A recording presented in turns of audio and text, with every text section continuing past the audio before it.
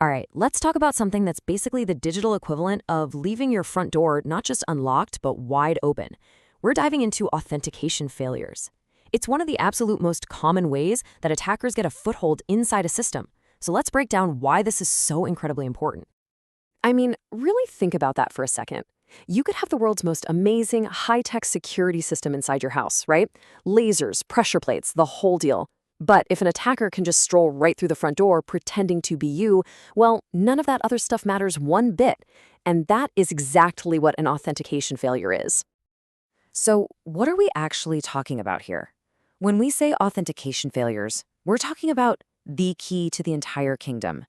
These are the flaws, the bugs, the little cracks in the logic a system uses to make sure you are who you say you are. It's that faulty lock on the digital front door. To put it really simply, it's any kind of mistake or bad setup that lets an attacker either completely bypass the login process or, just as bad, hijack a login that's already happened. They can compromise passwords, they can steal your active session, they can literally become you in the digital world. And look, this is not some obscure niche problem. Authentication failures are a mainstay on the OWASP top 10 list for a reason. In the latest update, A07-2025, it covers a whopping 36 different types of weaknesses. That really shows you just how complex these attacks have gotten. This is so often the very first domino to fall in a huge headline-making breach. Now this is a really important distinction that trips a lot of people up. Authentication versus authorization. Think of it like this. Authentication is the bouncer at the club door. Their only job is to check your ID and confirm that you are who you claim to be. Authorization, on the other hand, is the VIP rope inside. That determines what you're allowed to do now that you're in. Can you go to the VIP section? Can you order the fancy drinks? A07, what we're talking about today, is all about that bouncer failing at their one job. So, if you're an attacker, where do you even start? Well, you go for the path of least resistance. You go for the weakest link in the whole security chain, and 9 times out of 10, that's our passwords. You would be shocked, or maybe not, at how common these basic mistakes are. We're talking about things like internet routers or admin panels being left with the default password of admin and admin, or websites that happily let you sign up with a password like password123.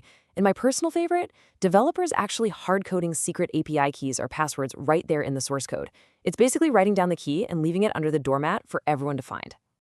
In this is where it gets genuinely scary for all of us.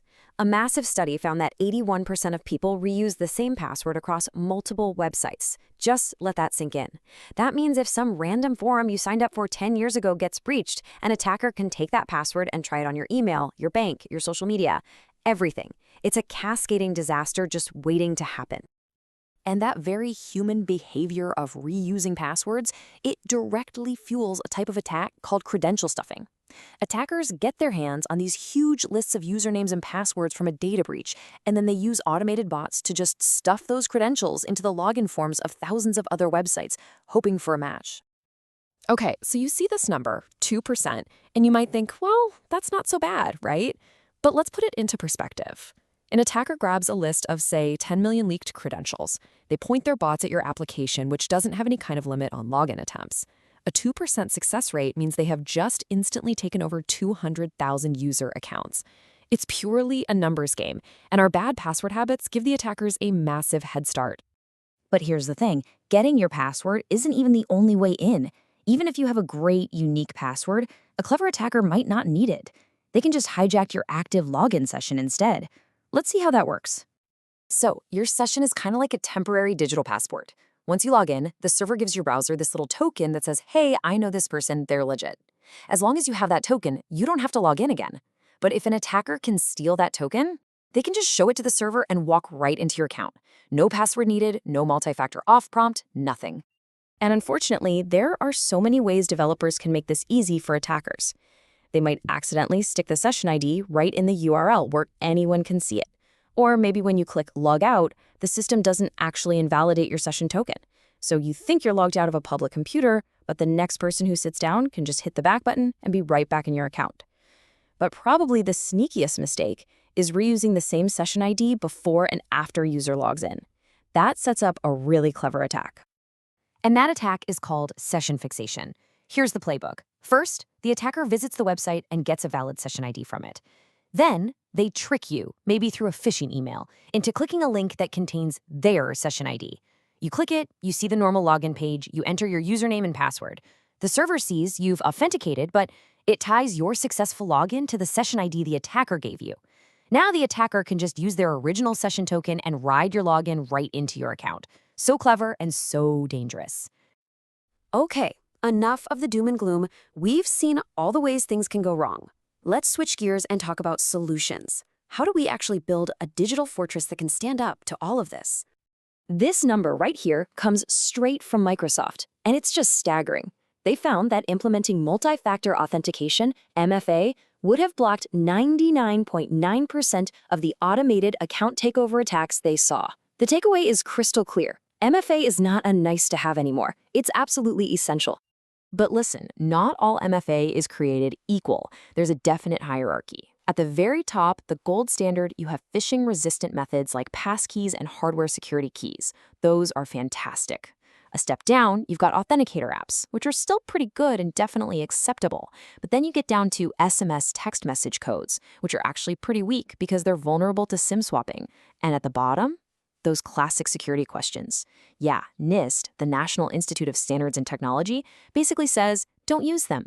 Because honestly, the answers are usually stuff people can find on your Facebook page. We also need to completely rethink how we handle passwords. The old way of thinking, forcing you to have an uppercase, a lowercase, a number, a special character, and then making you change it every 90 days, that's just outdated. The modern NIST guidelines say, forget all that. Focus on length. Encourage long, memorable pass phrases. Why? Because the threat has changed. It's not about someone guessing your password anymore. It's about your password showing up in a massive data breach. So, to bring this all home, let's run through an essential checklist. These are the key takeaways for anyone out there building, defending, or managing an application. First up, passwords and MFA. For the love of all that is holy, never ever store passwords in plain text. Use a strong modern hashing algorithm like bcrypt or Argon2. When a user creates a new password, check it against a list of known breached passwords to stop them from using password123. And enforce that strong phishing-resistant MFA, especially for your admins and high-value accounts. Next, sessions and brute force attacks. Always generate a completely new session ID after a successful login.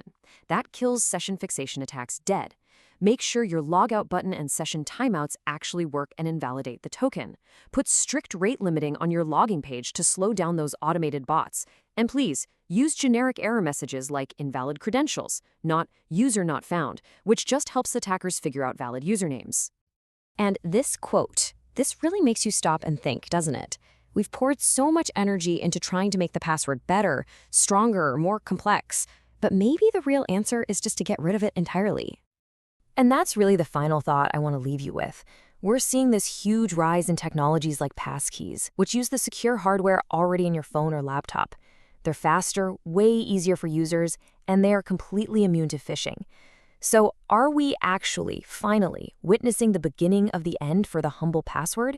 That's something we're all going to be watching very, very closely. Thanks for joining me for this explainer.